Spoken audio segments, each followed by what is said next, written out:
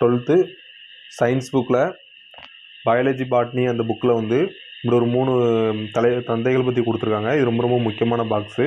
அது நம்ம இப்போ ஷார்ட்கட் வீடியோவில் பார்ப்போம் பாருங்கள். இது வந்து அலெக்சாண்டர் வான் ஆம்போல்ட். அலெக்சாண்டர் வான் ஆம்போல்ட்னா சூழ்நிலையின் தந்தை.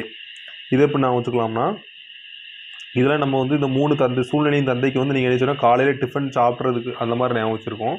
எப்படின்னா இப்போ தான் சூழ்நிலைக்கு ஏற்ற மாதிரி நினச்சிடும் ஒரு ஆம்லேட் போட்டு சாப்பிட்டு போயிருதான் வச்சுக்கோங்க. வான் ஆம்லேட் போட்டு சாப்பிட்டு போகிறான் அப்படின்னு வச்சுக்காங்க. அப்படின்னா சூழ்நிலையின் தந்தைனா ஒரு ஆம்லேட்னா ஆம்போல்ட்டு ஞாபகம் வந்துடணும்.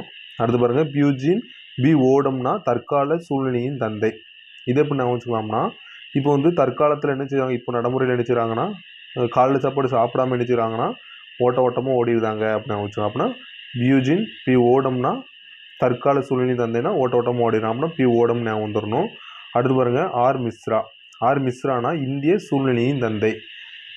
இது எப்படி நான் வச்சுக்கலாம்னா, இப்போ இந்தியாவிலேருந்து என்ன செய்வோம்னா நம்ம இந்திய மக்கள் என்ன செய்வாங்கன்னா காலையிலேயே சாப்பாடு நினைச்சா மிக்சர் வச்சு சாப்பிட்றாங்க வச்சுக்காங்க. நம்ம சைடில் என்ன செய்வாங்கன்னா பழைய சாப்பாடு நினைச்சா மிக்சர் வச்சு தான் சாப்பிடுவோம் அந்த மாதிரி நான் வச்சுக்காங்க. அப்படின்னா இந்திய சூழ்நிலை தந்தைனா உங்களுக்கு மிக்சர் நான் வந்துடும். தற்காலத்தில் நினச்சா சாப்பிடாம ஓட்டமாக ஓடிட்டான்னு வச்சுக்காங்க. இப்போ சூழ்நிலையின் தந்தை கேட்டால் ஒரு ஆம்லேட் போட்டு நம்ம சூழ்நிலைக்கு ஏற்ற மாதிரி ஒரு ஆம்லேட் போட்டு போகிறான் அந்த மாதிரி நான் வச்சுக்காங்க.